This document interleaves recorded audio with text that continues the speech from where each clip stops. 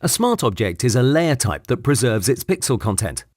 Any layer can be transformed into a smart object, no matter its type.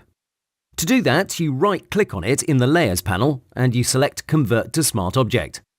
Now Photoshop will remember all its characteristics and it will hold all those pixels. This means you can shrink it to 10%, then enlarge it to 100% and it keeps its quality. It doesn't get pixelated. If we do the same with a rasterized layer, so a layer where Photoshop isn't instructed to keep all the content, here's what happens. You shrink it to 10% and press Enter. Then you use Ctrl-T again, but notice this time you don't have 10% in its size, instead you have 100%. That's because Photoshop doesn't remember those pixels, it just discards them. So now we'll put in 1000% to achieve the same initial size. Look what happens, it's very pixelated. Let's try this again side by side. One is a smart object and you can tell that from its icon here. And the other one is a rasterized layer, and you know that because it doesn't have any icon in its thumbnail. Select them both and use Ctrl-T to shrink them. Now Ctrl-T to enlarge them roughly to about the same size they initially were. As you clearly see, the smart object looks fine because Photoshop kept those pixels. While in the other case, Photoshop had to make up some pixels, it had to create them based on its upscaling engine, and obviously that's not as good.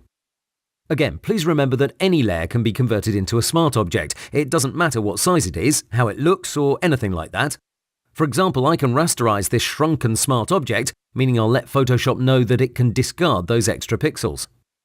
Now I can convert it back to a smart object, but see, it won't get those pixels back that it just discarded.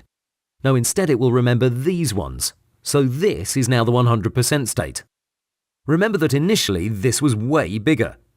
When you convert a layer to a smart object, you lock into places those pixels that are currently there. Photoshop can't magically get back those pixels you threw away when you rasterized the layer. So now the logical question: why would you ever rasterize your layers?